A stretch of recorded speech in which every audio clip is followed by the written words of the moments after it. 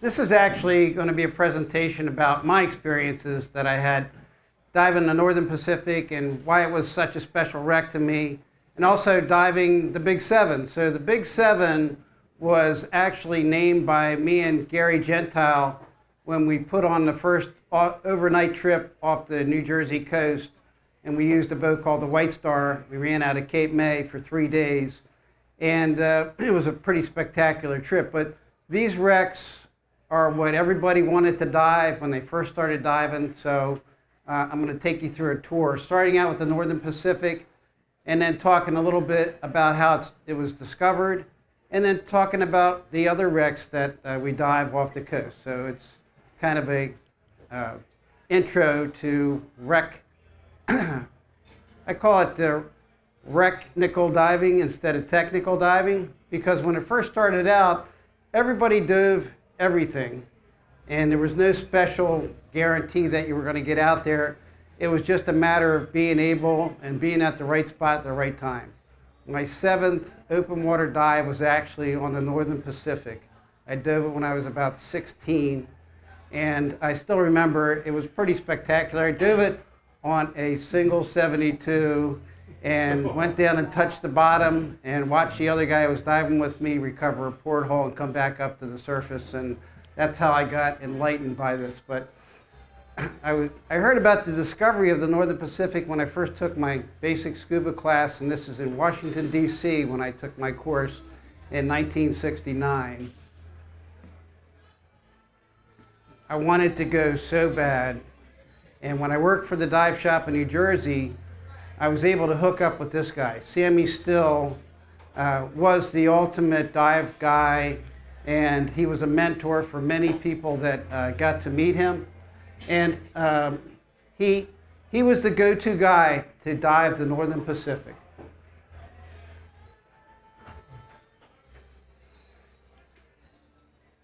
It's a picture of him here. He recovered the helm from the Southern Sword. So he was already an icon in diving. He used to come to the dive shop in New Jersey on Wednesday nights for air fills. And to say that the dive shop had some special rules for his gang, after that, they kind of continued on, like no beer in the dive shop type of thing later on. It was a pretty exciting time when his group came there. But that was the guy to be with and go diving with. I finally got his invite. Northern Pacific is one of the largest wrecks off the coast, and it was a stepping stone for anybody who was going to do deeper diving. It was offshore, 40 miles offshore. It was deep. It had strong currents coming from the Delaware Bay, and there was only a couple boats going out to it. And one ran out of Indian River Inlet, the other one ran out of Cape May, and the other one, ran out of Wildwood, and that was the wild one with Captain Sammy Stone. He also made runs to the Big Seven, which is all the wrecks, all the popular wrecks at that time off of Cape May. This is Phil Lindell and Sammy. Phil is an icon too in diving. If you've ever dove the Terror wreck, it was named after Phil's first dive on that wreck. He came up to the surface. They thought they were going to dive a wreck in about 110, 120 feet of water, but that was the top of the wreck. When he got down to the bottom in 170 feet of water, he came up, and he'll admit it, he was terrified. So they named the wreck the Terror wreck after that. It was exciting because Sammy took you out. A guy named Hermie Atkins was his mate. He jumped over the side with the line in his hand, swam down to the bottom, and when we were tied in, Sammy would go, "Let's go diving, boys," and everybody hit the water at the same time.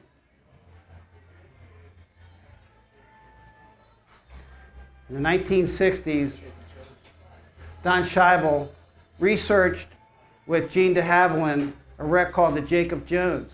He thought this was a spectacular wreck, but nobody had found it and no one had dove it. So he went out and he looked for a boat captain to take him offshore to find that wreck. Now, there were only a few boats at the time that were running that distance offshore to catch fish, And he was able to hook up with a guy and go out and dive it named Delinsky. And this is the boat that he went out with. Albert J. Delinsky. Jim, J stands for Jim, and he named his boat the Big Jim.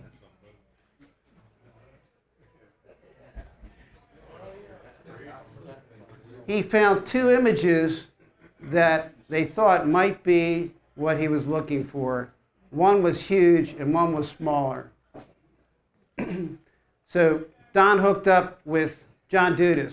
John Dudas was a legend in his time, and still to this day, he was one of the first divers to hit many different wrecks, including the Moonstone and several other wrecks that we'll talk about tonight, and recover the bell from the Moonstone, and to actually capture some pretty spectacular lobster here. When they first got there, on their first dive, they thought they were going to dive the Jacob Jones, but they found this massive wreck. Turned out to be the Northern Pacific.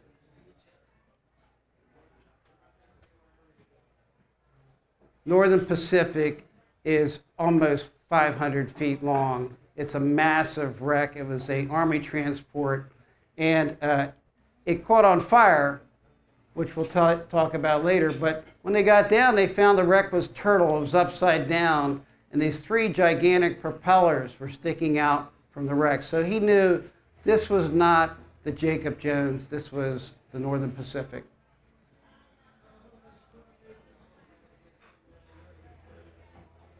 It's a picture, actually, of the fire. The Coast Guard cutter Kickapoo had to stand a mile away from it, downwind and upwind of it, because the fire was so intense, the heat from it, they could not get any closer. So this was their first discovery. Pretty exciting to find this massive wreck on the bottom. And when you see the pictures of it, you're going to be overwhelmed how big this wreck is.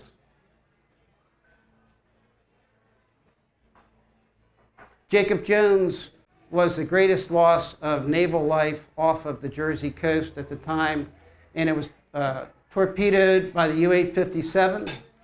The stern, I'll stand out of your way here. The wreck actually lost most of its life from the depth charges of its own vessel after they exploded when they went to the bottom. And there's still live depth charges and torpedoes on board. When you go through the wreckage, you can see these and some of the other wrecks that you'll see tonight in this slide presentation. You'll see some of the other wrecks also had some live ordnance on it.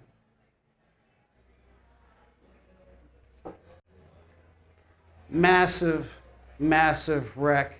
If you can imagine this sitting upside down on the bottom with three propellers.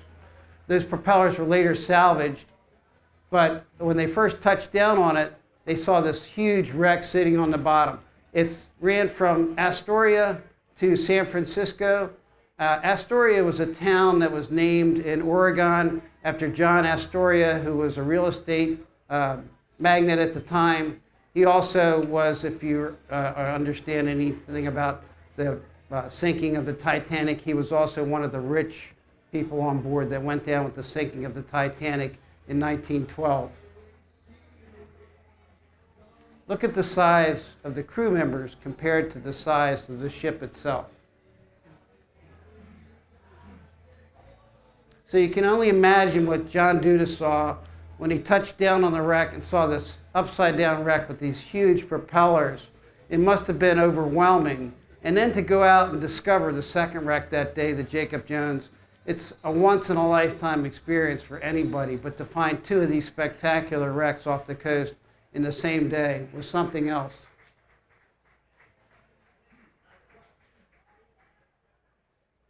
Propellers were also salvaged by the Aquanaut crew here later on. They went down and they blew off the props. Danny Brzett, who was on a dive after they blew the props off, actually recovered one of the hubs, and the hubs had Northern Pacific on it, so it positively identified the wreck by actually being able to recover that hub. And the wreck is just immense, and there's a big crack in the hull from the fire, and it's upside down, and you can easily get dissuaded and lost on this wreck, but there's a peninsula that goes out into the middle of the sand, and you swim out there underneath the wreck, and you can see portholes that are just above your head. Even to this day, there's still some portholes left there. There were over 600 portholes on this ship, so divers still recovered them. Now they're way underneath the wreckage in many cases.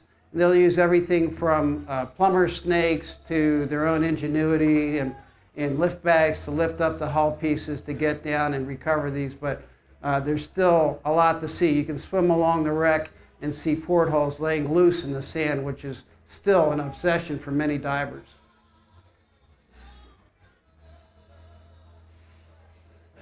You go up to the bow and it's upside down, and you swim to the top of it, and you look down the wreckage and you have this massive wreck in front of you. You feel like a fly on a dead whale. You're just so small and so insignificant. That's a tugboat. That tugboat there is 60 feet long. So you can just imagine the size of this wreck. Somewhere on the wreck is a bell. It has not been recovered. It's buried underneath the wreckage. Remember, this caught on fire, so it was an intense fire. I don't think the bell would have melted, but it could have, but it's definitely buried underneath the hull.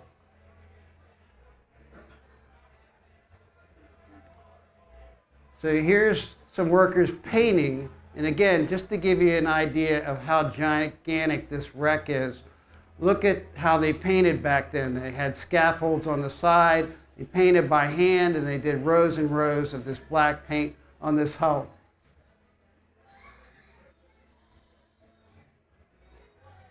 And when it was a passenger liner running the trips from Astoria, Oregon, down to San Francisco, it was pretty ornate, but later on it was turned into an Army transport. And it was elaborately decorated. It was part of the Pacific Lines, so it was very fancy and beautiful.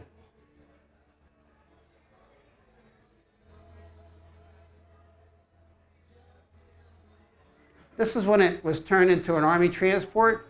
They painted a camouflage on it so that it would not be sticking out so much as a ship in the wave action for a German U-boat to come along and see it.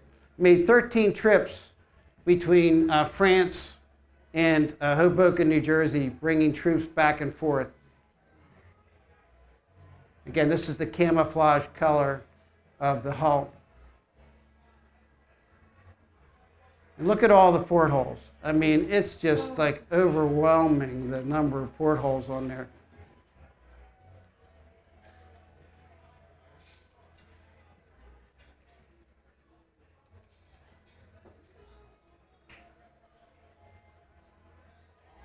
So it made the headlines when it ran aground in Fire Island on the way into New York Harbor, and 2,973 mostly injured and sick were trapped on board the ship, and they were removed eventually, but it took some time, and there was a lot of spectators that came out to watch.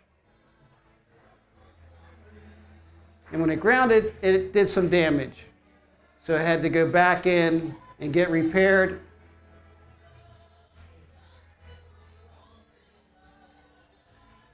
So this is the shipyard in New York Navy Yard, and some of the ship workers actually taking care of the propeller damage, obviously, and also taking care of some of the hull damage that was done, again, on scaffolds strung out and painting the hull. All manual labor.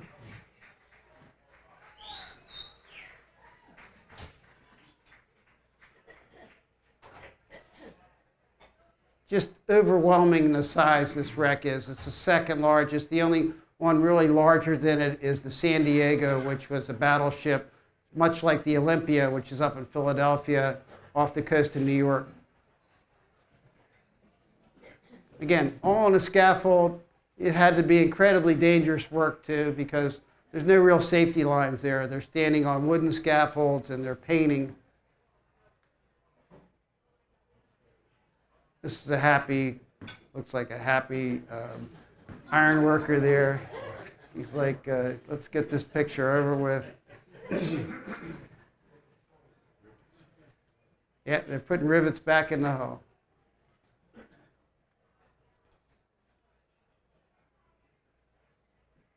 Just the physical labor to build these ships is pretty intense.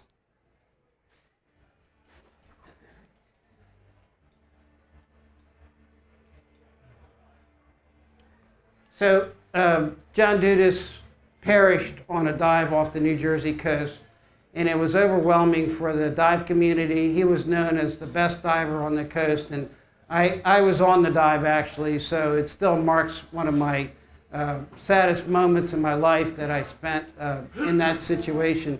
But this is a picture of John and Evelyn. They're famous for being the first ones to dive the Andrea Doria, or actually the first recreational trip to dive the Andrea Doria in 1967. And John recovered the compass binnacle at that time from the bridge wing. This is 1982. He perished on a wreck called the Virginia off the coast of New Jersey.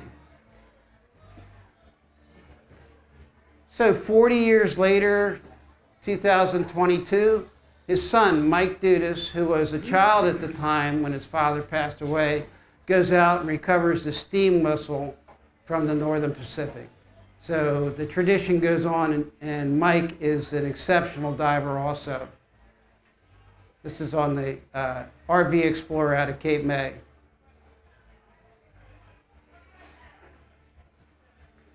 But wait, there's always something bigger and better, right? Russ Bergeron and Barbara Mortensen recovered the steam whistle, or foghorn, I should say. And that's a foghorn being used in the picture up here. You can see at the time in dock. Immense. This stood in the dive shop, Atlantic Divers, for about 10 years.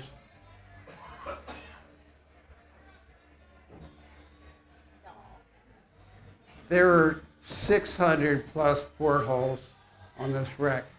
So you're going to see some pretty amazing pictures if you're into this type of thing, but this is just like one day of diving.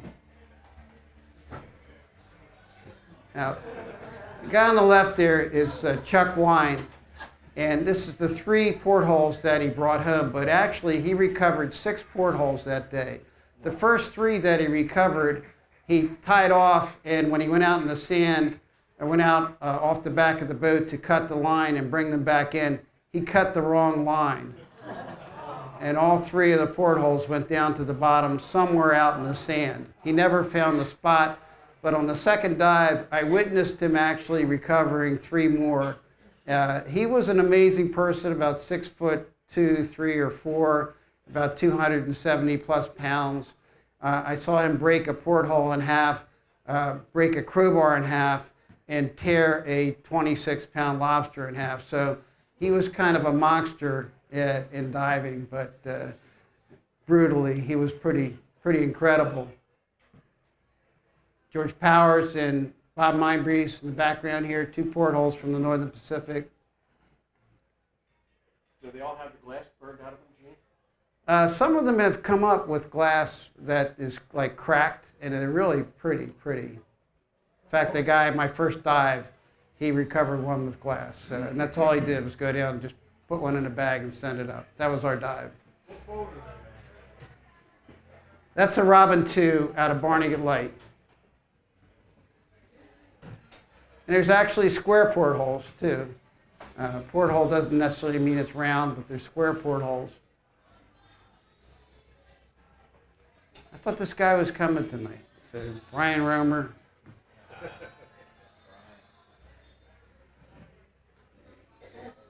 And there's Rusty and Terry.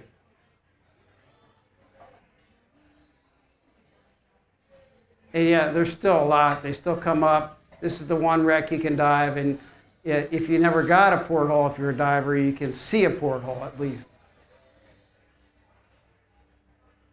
This is as recently as like 2 years ago, 3 years ago. So now we're on to the Big 7. So I called this the trip the Big 7 because we wanted to go to the most popular wrecks off the coast, and it included all these wrecks that we dived. So I hooked up with a guy named Ray Edel out of Barnegat Light, and he told me he would run his boat down to Cape May. We leave out of Barnegat Light and then run down to Cape May, but there was a strike at the time, and he actually was making some money on the side running strike breakers to go across the Delaware River, and he was fetching big money for that. So when I had this trip scheduled, he said, "Oh, I don't think I want to do that because I'm making too much money." I said, "This is a commitment you made to me, and I'll shut you down." And we actually didn't have that kind of a conversation, but I did threaten that we would have some bad publicity from it.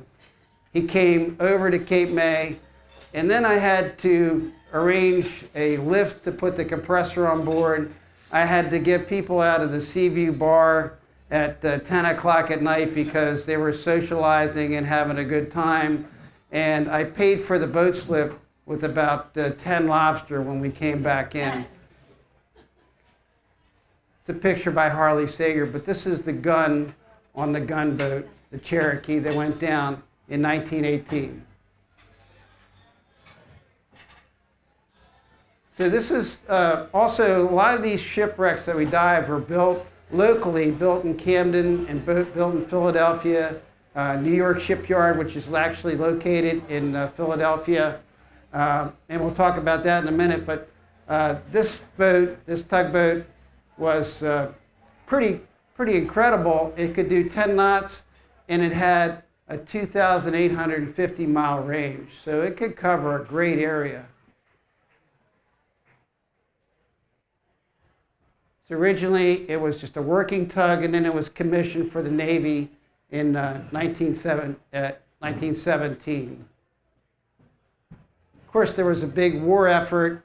After April 15th of 1917, we entered the war.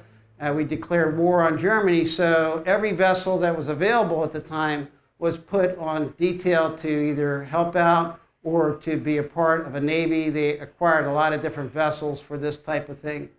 And its final voyage was actually to get some ammunition and to get some guns. And it ended up heading down to Washington, D.C., to the Naval Shipyard in Washington, D.C., except that it didn't make it. That was his final voyage on February 24th. It ran into a full gale, and all the crew members on board went down with the ship at the time. Distress signals were sent out, but nobody was able to avail them of any type of rescue. There's John Dudas and Bart Malone, and we're in a boat called the Miss Shelter Haven, which Don Kramer took out to all these wrecks at the time.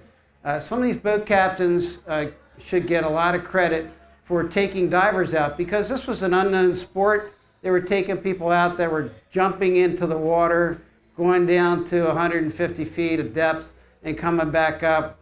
And, you had to be kind of a character to be able to say, oh, let's do that. That sounds like no problem whatsoever.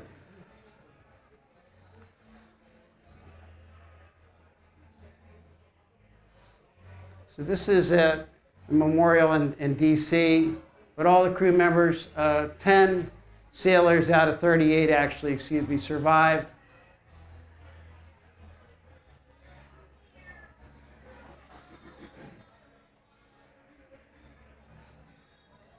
And again, they were taken into Philadelphia Navy Yard. So the captain, he needed repairs done to this tugboat at the time, but there was such a situation because of the war effort that they did like minimal repairs. So he was blamed for the sinking, even though he was ordered to go out to sea. So basically, in the end, the Navy Commission came up and said there was really no fault in the captain, even though he was at fault because he was the captain, if you can understand that wording. But because of the war effort, he was not at fault. It's just a list of all the lives that were lost on this vessel, and just so that we appreciate what happened to bring us to this point. as Americans, where we are right now, able to just even discuss this. And to give you an idea of the youth that was involved in these sinkings, here's one of the sailors that went down with the ship, Patrick Rowley.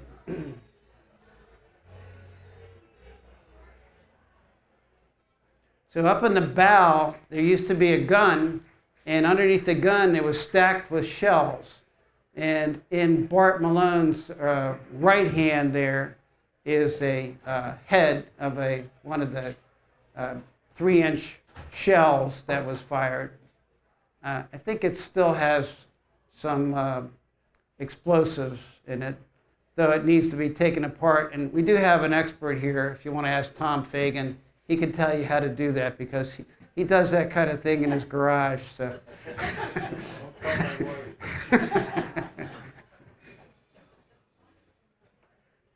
So back in the mid-90s, one of the divers that dives with us went out and decided that he wanted to recover the gun. So he got his clam boat out and recovered the gun. That's a huge gun. And this is it coming up to the surface on the back of his boat.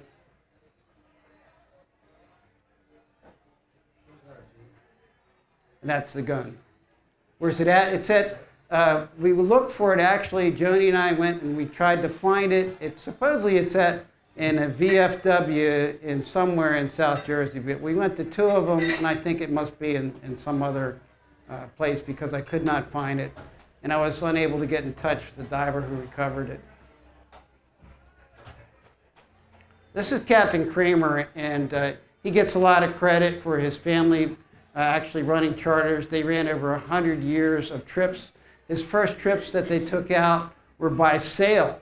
If you can imagine going out and sailing and fishing, his great-grandfather or his grandfather would take out people on a boat called the Allard, and they would go out and sail to the shipwreck.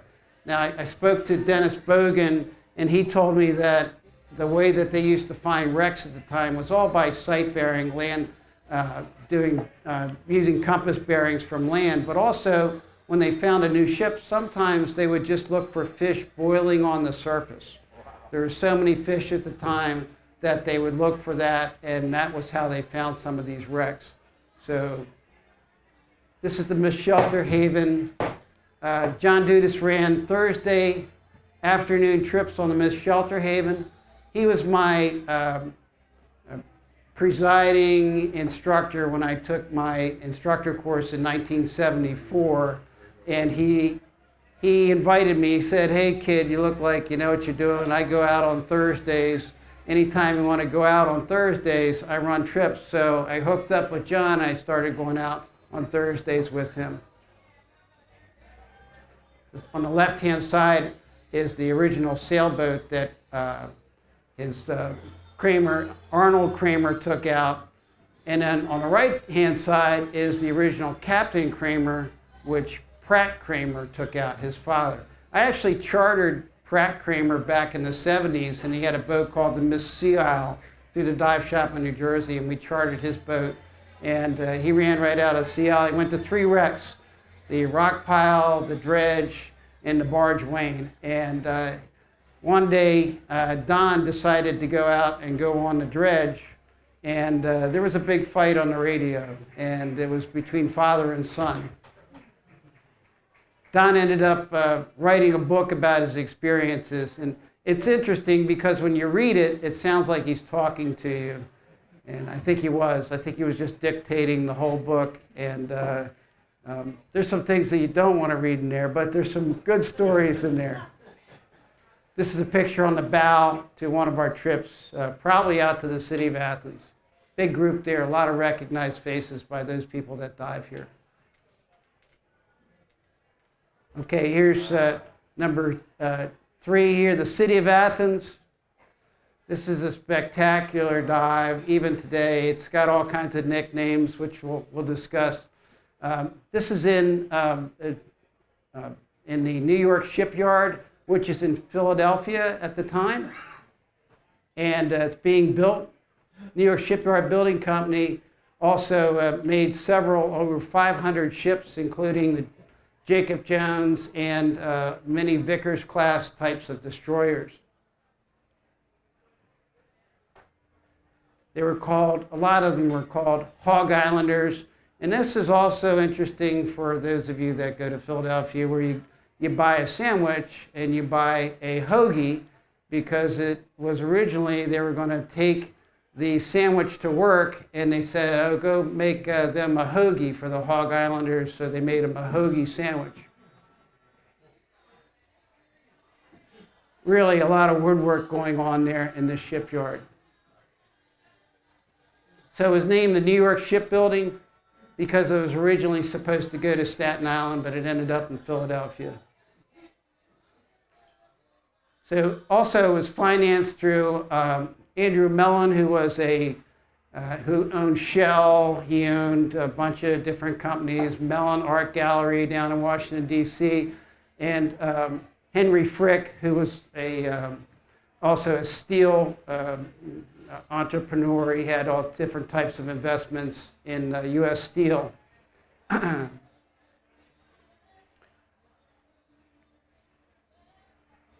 And also that it was bought in 1916 by W.R. Grace. Grace is another shipping lines that travels the coast. And we've picked up actually China up in Nova Scotia and Halifax Harbor that had the Grace lines on it as far as their emblems. So a couple of ships, Jacob Jones, which you might recognize, Lemuel Burroughs, the Oklahoma, which split in half off the coast of New Jersey, the Wilkesboro, which is a huge battleship. It's a 14,000-ton battleship that sank, was actually sunk on purpose off of Florida, which is a popular dive down in the Key area. And the Oklahoma, which was sunk in Pearl Harbor. So these ships got all over the world. And imagine it employed 30,000 people in 1967, so until it was closed. So this is a spectacular rendition by a local artist here, and it's really fantastic. Before there was side scan, there was Greg Modell, and Greg Modell is right here tonight.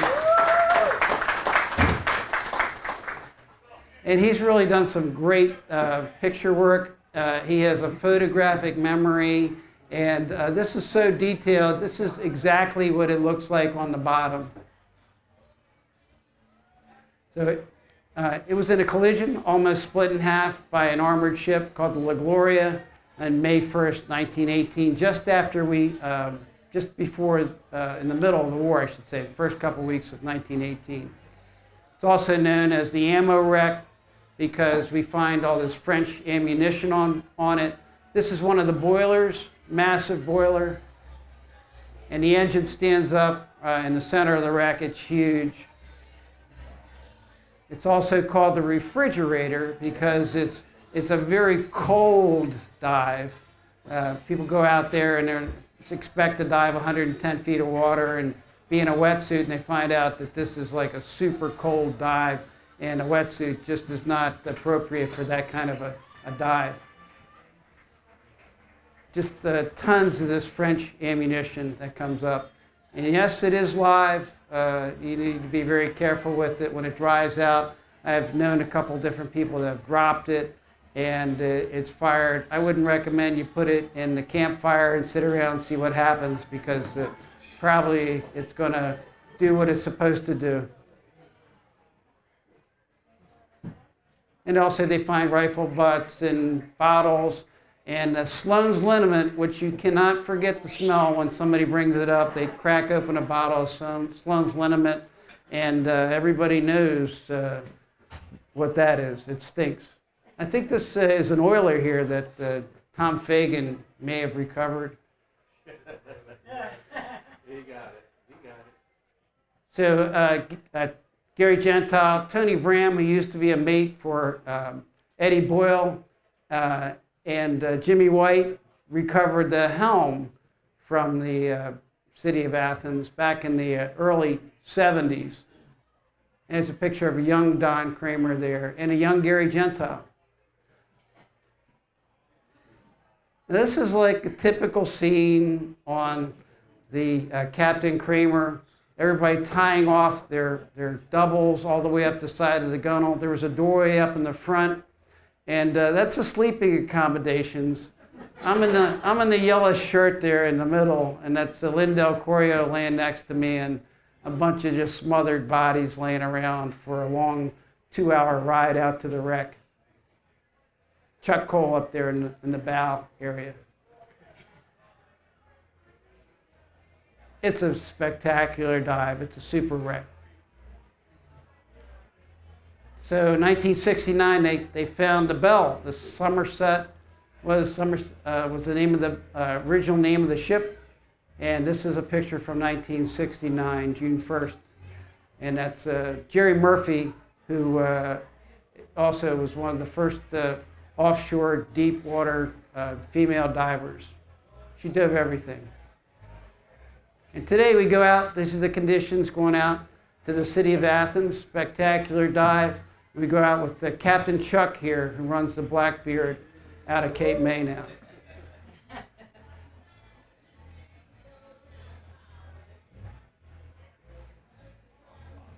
Okay, so the Václav is really an awesome wreck. It's hard to get to, and I've been to it fewer times than I'd like to have gone to. It just seems to be in a position where everybody ends up wanting to go to something else, or we just don't have the weather to get to it all the time. But a great dive.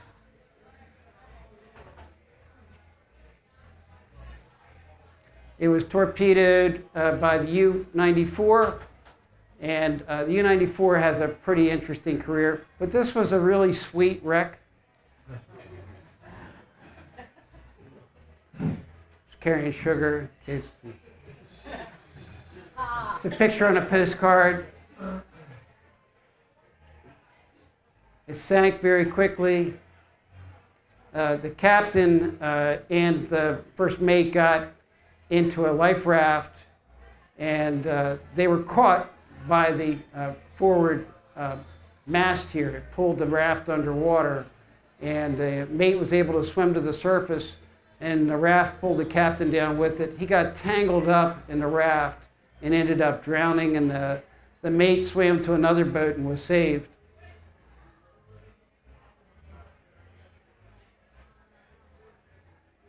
They brought him into Lewes, so they landed a lifeboat right there in Lewes, Delaware.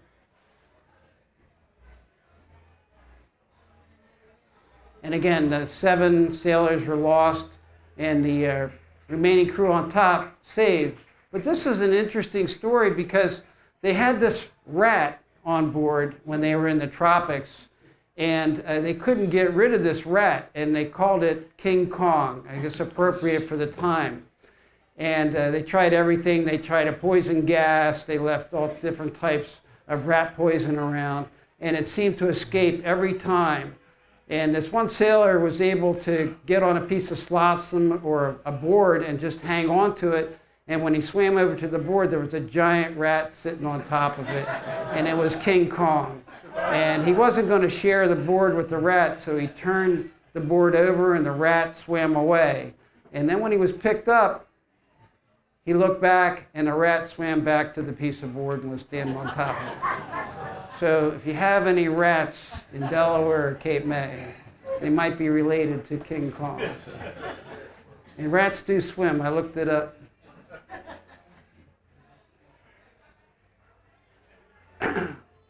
So his raft was spotted the next day, and this is just kind of proves that this is the Václav. This is a picture taken by Rusty Castaway. And you can see Brian Sullivan there swimming across the stern area, and it matches almost perfectly with the picture.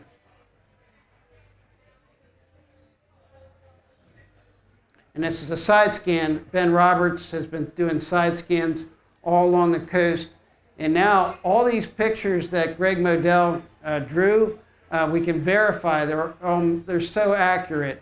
And also he's verifying my experiences as far as, oh yeah, this is exactly the way I remember it when you go down and you see a wreck like this on a side scan.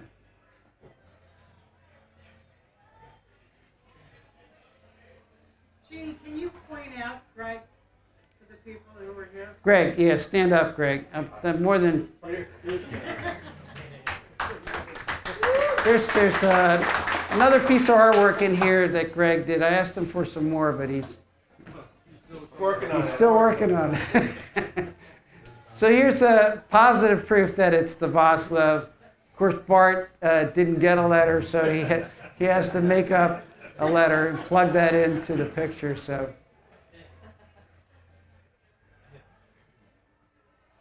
this is one of the most successful U-boat commanders at the time.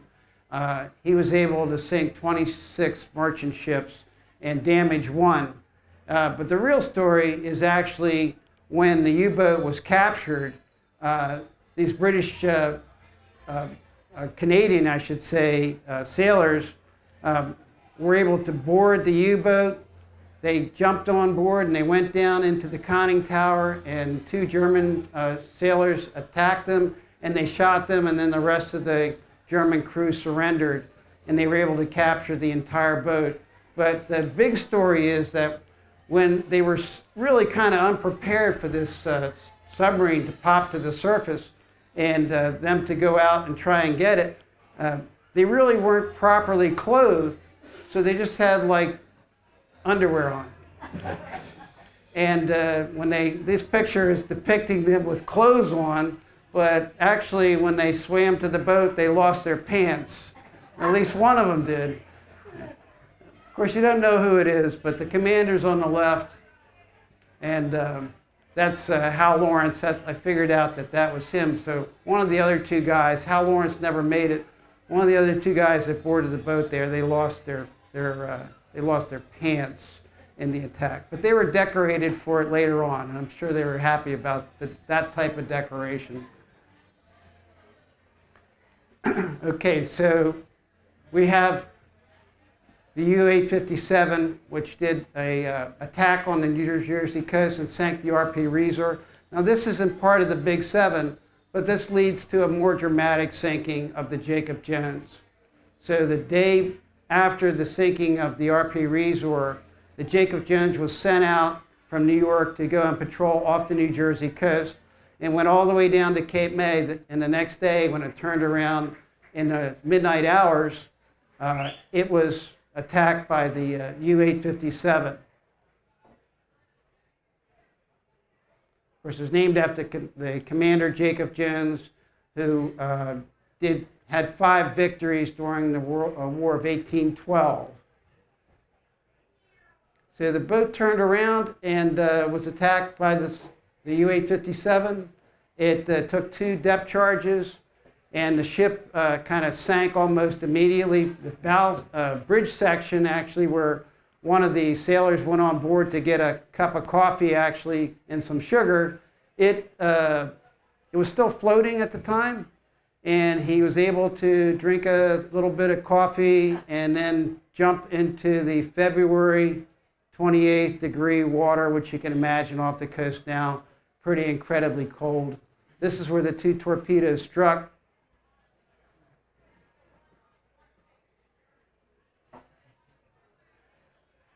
Now, here's where the story gets interesting. So I got a phone call from this guy, and this is Commander Eric Tidwell.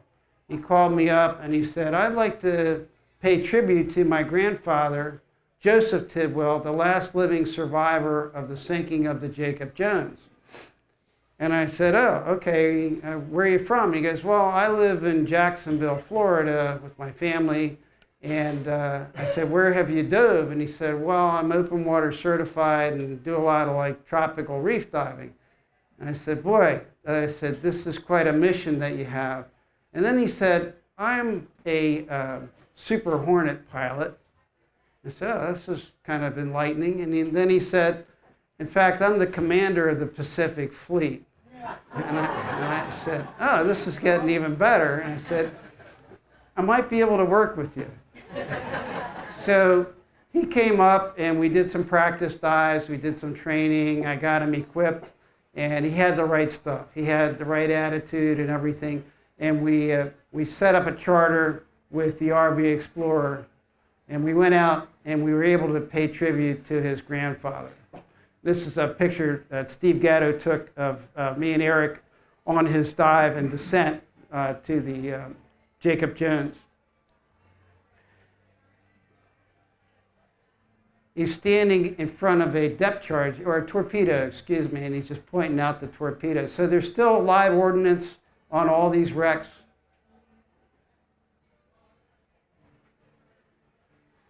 And it's not great visibility on the Jacob Jones. It's usually kind of like 15 to 20, and 20 is a good day. There's 3 different sections. I've dove all 3 sections. In the bow section, originally when I dove it, there were all these big wheels from, I guess, the engine room that was up in that area, because it's splattered all over the place. And then there was a big oval or type, like a tent that you swim underneath. And I dove the bridge section one time with Captain Bob Mindbreeze. We found it, and that was the most intact piece that we found. This is a picture of Joe, and this is a tribute for him. This is back in the early 2012, I believe, 2013. Now, he jumped into the water, he swam to a raft, and they weren't picked up until 10 o'clock the next morning. So his legs always had problems throughout his life from being in that cold water for so long. And it was fortunate because he passed away less than 2 years after we did this tribute for him. But what a great experience. You know, stories just get better and better. And I was on the dock talking to Eric, and I said, you're the Pacific Fleet commander, and your granddad is this war hero. And what about your dad, Jim? And he said, well, I'll let you tell that story. And he said, I went over and I said, Jim, what's the story with you? You didn't go into the military? He says, well, going into the military back in like the late 60s, early 70s was kind of not a great idea because of Vietnam. He said, but I'm from Jacksonville, Florida, and you might have heard I played with a band down there called Leonard Skinner.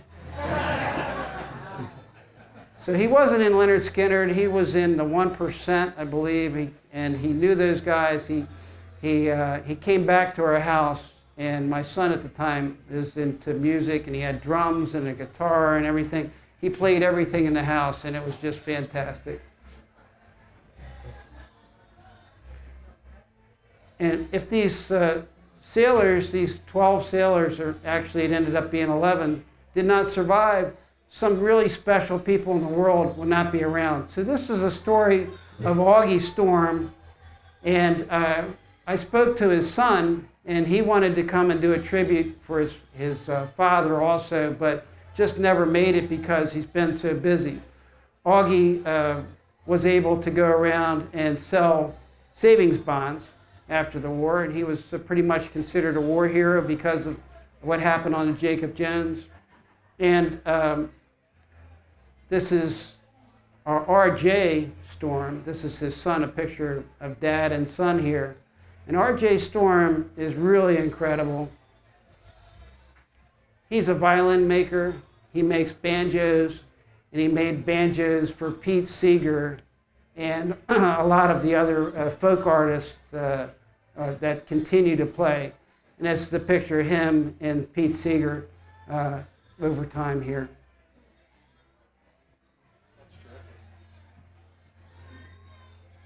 And this is what those gun shells from the Jacob Jones look like. So ordnance, these guys collect all this, and it's kind of like everywhere. And as long as it's cleaned properly, and should I tell a Canadian story, Greg? Yeah. So there's propellant inside these shells, and when you pull it out, the guys would throw it into the fire around the campfires up in Nova Scotia, and they would throw it into the fires, and it would make it burn like bright green and whatever. So we had this rainstorm, and everything was soaking wet, and we took some of this propellant and we were throwing it into the fire. And one of the Canadians came by, and he was looking at the fire, and he said, "Where did you guys get your firewood?" And I said, "Well, where did you get your firewood?" He goes, "Well, I got it here from the campground, but it doesn't burn like yours." He says, where'd you get yours? I said, we brought American wood with us.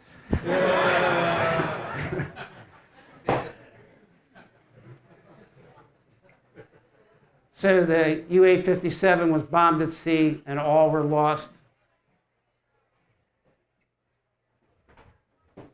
Number 4 here, the Moonstone. It's the first wreck that also John Dudas also was the first diver to dive this. He found the bell immediately, which is Lone Star, and positively identified the wreck on his first dive. So that's pretty spectacular.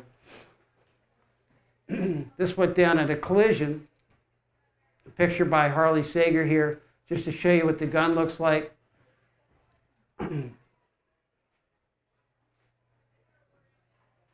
So it had some mechanical issues, and it was going into port, and it was in a collision. And it went down fully armed. So I did a dive a couple times with a boat out of Indian River Inlet, a guy named Bill Tattersaw, I should say, and I tied in. And this was actually one of my most best dives ever, but the way it started out really wasn't the best dive ever because the anchor was hooked into depth charges in the stern. And I thought, gee, you know, this is kind of tricky. I'm not really sure what I should do here. So I kind of like popped it out and moved up to the center part of the wreckage and tied in. That day we had dove a wreck called the Terror Wreck, and I found 3 portholes on the Terror Wreck, plus like 2 lobsters, probably over 10 or 12 pounds. And I was with a group of divers that I never dove before. I was on one of Mike Boring's trips, and first dive I come up with 3 portholes, and I wouldn't have known there was one there because there was one stuck in my foot, and this guy named Bob Miller came along, and he thought he was undoing my foot, and there was a porthole dangling in my fin. So I grabbed that too. I gave it to Bob later.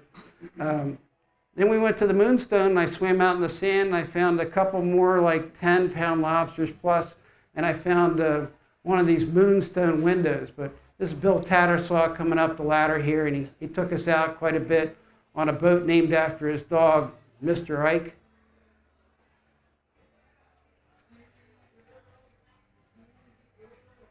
There's a depth charge laying on top of the wreck there. They were more intact. If you go there now, they look like a big salt lick, but actually you can see the resemblance of this depth charge there on the bottom. And a diver nuzzled next to it there, kind of like looking at it, but not looking too hard. So I reached inside and I found this pitcher and pulled out this cigarette lighter inside the pitcher. This was on display for a while in the museum here. I figured it must be the cook's, cigarettes. Because on another wreck that we dived called the Eureka, I found a bowl and I found a pipe in it. And that had to be in the kitchen. So this had to be the cook's cigarettes that he had stashed in the bowl before it sank. So I'm making this up, but it sounds pretty fair there. I found a couple of these windows laying out in the sand on that dive. So I got 3 portholes from the Terror Wreck, and then 2 of these windows from the Moonstone, and then 4 lobsters over 10 pounds. I remember I got back to the dock. Remember, nobody knew who I was, and I heard a couple guys talking to Mike saying, "Who the blank is that guy?" Of course, they weren't saying blank.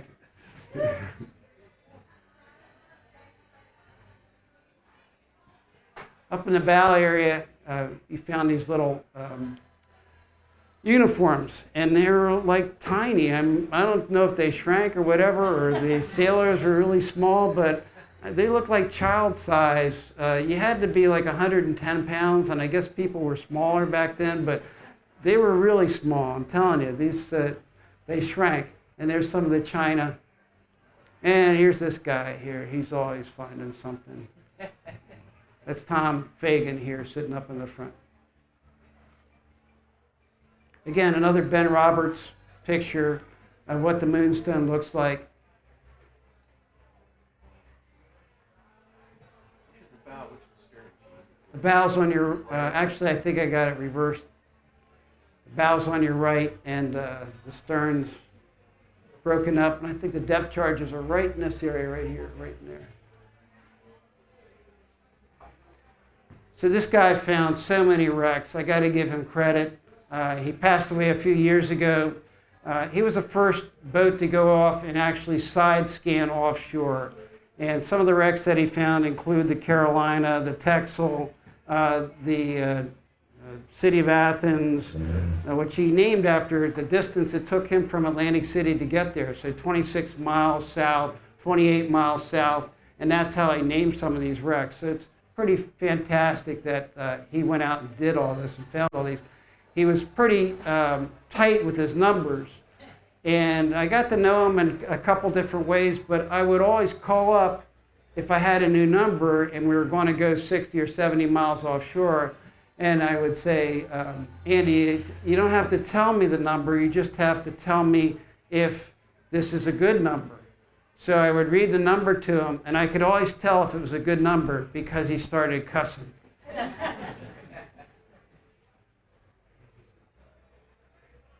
This is a fantastic dive. Varinger is another one of the big wrecks off the coast. This is a tanker torpedoed by the U-130. It's 28 miles. It's one of the Andy Applegate wrecks, 28 miles south of Atlantic City. So the U-130, again, was in part of Operation Drumbeat, which they sent U-boats off the coast to stop all the merchant ships from supplying the Brits during World War II. So this guy fired a couple torpedoes. The first torpedo struck in the stern section, and this picture is depicted by Chuck Samaro here. And this is originally, when I first dove it, this is what it looked like. The stack was actually on it back in the 70s. You could swim down from the top of the stern wheelhouse area and wind yourself down the stairs and go all the way down to the bottom and actually come out the cut. And really, really a cool dive. Really stands high. Even today off the bottom, stands at about 110, or I think about 120 feet of water.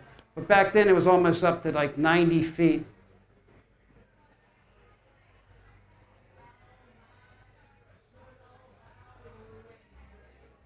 And that's the bow. This is the next morning, the picture of the bow sticking out of the water.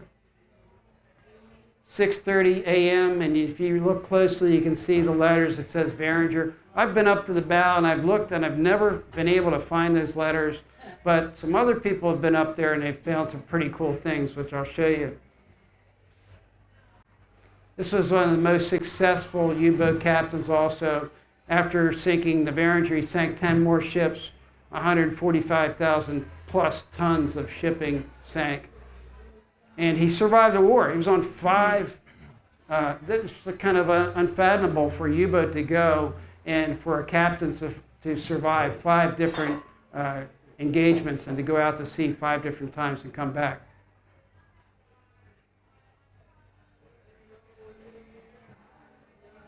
So in a storm in 1990, the stern deck gun, which used to be a part of the stern, you could actually swim up to it and swim around it. And one of the guys found a gun plug that has star on it.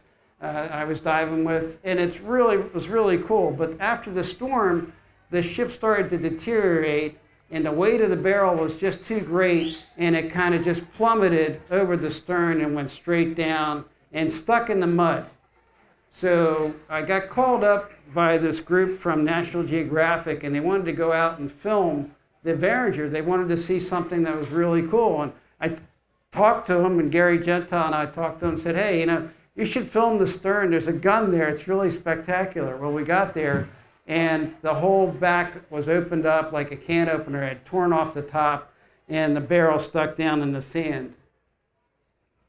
And there's one of the things that we found laying loose after it opened up the bottom. So this is Nick Calianis, Brian Scarry, Gary Gentile, and Lindell Corio on the dive here with Bob Mindbreeze's boat. It was a long day. One of the interesting things is that Nick Calianis brought, I think, like 7 Aquadyne cameras with him which was 16 or millimeter film at the time, and it was, they were like all in coolers. There was no room on the boat to move around. There was $1 million worth of camera gear on the boat. And I was so excited. I was waiting to see this film that they made called The Enemy Off Our Coast. And it was on National Geographic. And the segment for New Jersey was almost 34 seconds.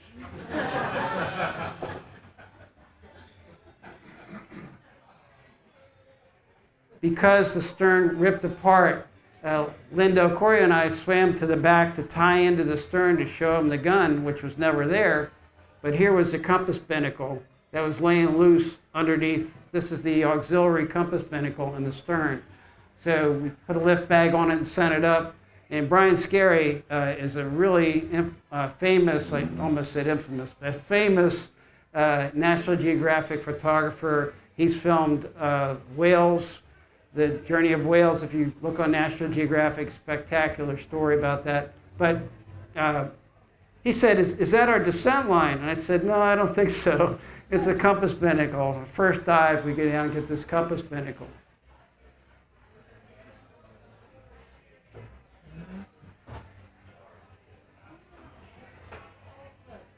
So about a year later, or 2 years later, went out with this other group, and Lynn and I found a bridge telegraph off the in the same area. So this was just in Naui magazine. They had this issue by Jerry Murphy back in the early 70s. She recovered another bridge telegraph. Really cool. I mean, it's exactly the same thing I have. I tried to communicate with her, but she has not answered me back yet. So everybody survived. They went into Sea Isle City, which made Sea Isle famous for a couple hours. And they went to the Catholic Church, which is still there. Went by, took a picture. The church is still there on Landis Avenue if you want to go by and see. And actually, the captain of the Varinger ended up investing in property in Sea Isle and supposedly owned a hotel there for a while. The only loss of life were the 2 dachshunds that went down with the ship. These are some pictures by Rusty Cathway. Too bad the light's on there. I should have asked you to turn the light off, but. If I do that, everything's going to go off. Yeah, I think probably. And this is the engine, which are still intact, and you can swim through. Steve Gatto with a scooter. So some other really great divers have dove these wrecks first, way before we even thought about doing it. And it's the grandfather of diving, Mike DeCamp here, and he's got a plaque from the Varinger. I was able to dive with Mike a few times, and he always liked to pose, so I got these great pictures of him diving on the RP Resort, making an ascent. We had really great visibility, and I have a picture of him about 50 feet down the line, and he's coming up.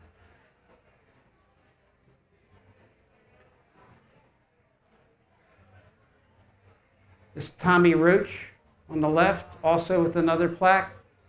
There's George Hoffman with a gigantic lobster from one of the big 7, and of course, one of the best wreck divers probably in the world, Gary Gentile on the far right. What's that pipe sticking up?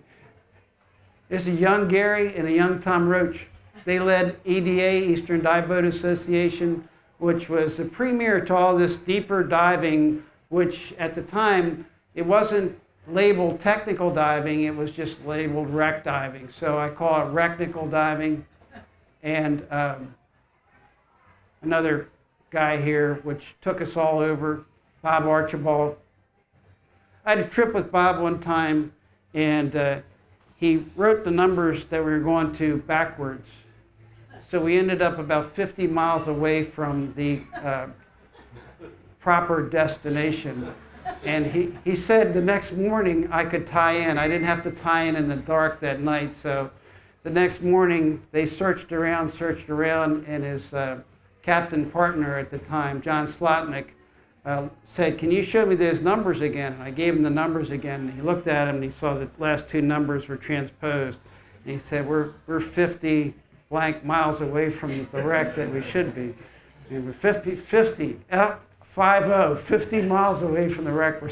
We were out in the middle of the ocean in like 300 feet of water. Anyhow, he got it right. We ended up diving some other wrecks. Here's a young Bob on the right there on the Sea Lion with Tommy Roach.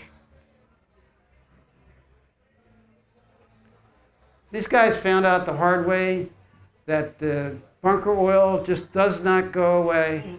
It still stays there. It floats underneath. If you go underneath the wreck and you reach up, there's some mud-like, which is actually oil, bunker oil, that's been captured by its positive buoyancy above. And they got all in it and got it really messed up. A couple wrecks that I dove over the years, the Coimbra was also loaded with that. We had divers take their suits off in the water before they came on the boat. These two guys are soaping it up. Some of the things recovered from the Varinger.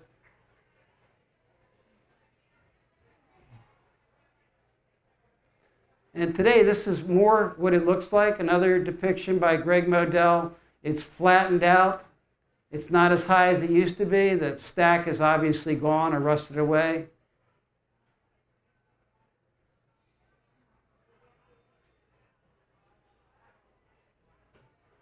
And a couple portholes come up. And then there's Joe Milligan. Joe Milligan is a Cape May artist, good friend. I've known him for years, dive partner with Bart Malone. And he got probably one of the most special things up in the bow area. He recovered the bell. For years, we were spelling Varinger the wrong way. Does it have one R or two R's? Well, he confirmed that there's only one R in Varinger. And he also sells his artwork down in Cape May. If you want to drop into his art studio, it's pretty fantastic. He does some really great work. And there's the bell. And it's one R. Remember, we didn't have internet back then, so we had to hope that they spelled it right.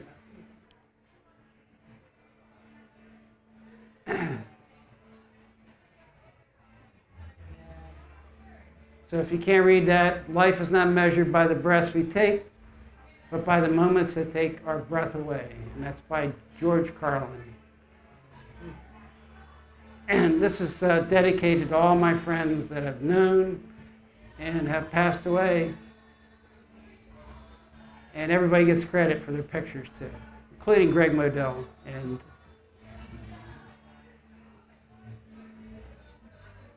that means that's all I got in Swedish.